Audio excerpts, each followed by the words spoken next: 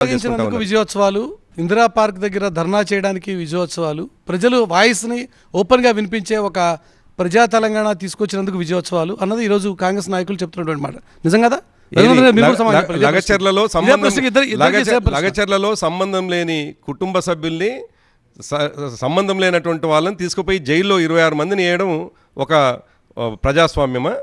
అదేవిధంగా ఎటువంటి సంబంధం లేనటువంటి ఒక శాసనసభ్యుడిని తీసుకొని పోయి 26 రోజులుగా జైల్లో కలెక్టర్ని కొట్టడానికో కలెక్టర్ని చర్యలు తీసుకోకుండా ఎలా ఉంటారు? నా పక్కన రఘునందన్ రావు గారు చాలా సీనియర్ అడ్వకేట్. వారు డెఫినెట్గా ఆర్గ్యూ చేస్తారు, ఏది నిందితుల పక్షాన్నో లేదు బాధితుల పక్షాన్నో చేస్తూ ఉంటారు. ఒక శాసనసభ్యుడు, ఇప్పుడు పార్లమెంట్ సభ్యుడిగా రఘునందన్ రావు గారు ఇప్పటికీ నేను కింద చాలామందితో మాట్లాడుతూ ఉండే, దాంట్లో ఎవరు ఎట్లుంటారో తెలియదు, తన పార్లమెంట్ సభ్యుడిగా తనతో ఎప్పటికప్పుడు ఫోన్లలో మాట్లాడుతూ ఏదన్నా సంఘటన చేసి వచ్చినటువంటి వాడు. డ్రాగన్ ఫ్రూట్ సాగు చేస్తూ 50 లక్షలు సంపాదిస్తున్నారు శ్రీనివాసరెడ్డి గారు. మీరు వారి నుండి నేర్చుకోవాలా? అయితే ఫ్రీడమ్ యాప్ని డౌన్లోడ్ చేసుకోండి.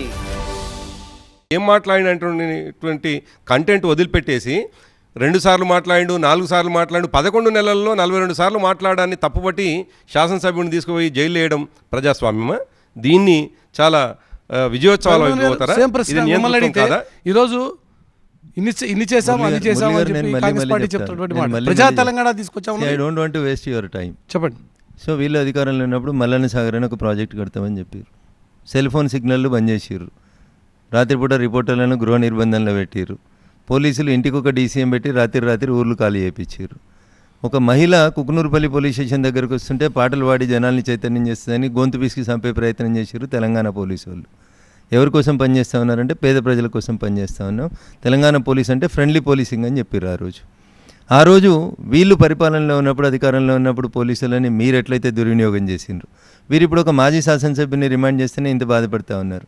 దుబ్బాక ఉప ఎన్నికల్లో ప్రజలు మీ పట్ల ఆగ్రహాన్ని వ్యక్తం చేస్తూ ఇందాక రఘునందన్ చెప్పిన ఏ ఒక్క ప్రశ్నను స్పృశించకుండా మా ప్రభాకరణ తప్పించుకునే ప్రయత్నం చేసిన 2020 నవంబర్ 10వ తారీఖు రోజు ప్రజలు ఇవన్నీ మీకు హెచ్చరికలు జారీ చేస్తే కూడా మీరు పట్టించుకోలేదు. మల్లన్న సాగర్లో ఆ రోజు మీరు ఏం చేసిర్రు, ఈరోజు లగచర్ల వాళ్ళు అదే చేస్తుర్రు. నేను దుబ్బాక ఎమ్మెల్యేగా గెలిచిన తర్వాత మల్లన్న సాగర్లో తన ఇల్లు పోతుందని ఒక రైతు, మల్లారెడ్డి అనేటువంటి రైతు, తాతలు కట్టిన ఇల్లు నుంచి కట్టెలన్నీ తీసుకొని ఇంటి మధ్యలో లోగి లోపల పెట్టుకొని ఆత్మహత్య చేసుకుంటే, తన చితిని తానే పేర్చుకొని మంట అంటించుకుంటే ఆడికి పరామర్శ కోతా అంటే నన్ను అరెస్ట్ చేస్తారు. ఆపినని సిఐ మీదకి దుర్భాషలాడినా సార్. నేను అందుకనే there is no much difference between BRS and Congress అని చెప్తున్నా. అంటే మల్లన్న సాగర్లో మీరు చేసిర్రు, ఇలా లగచర్లలో వాళ్ళు చేస్తుర్రు.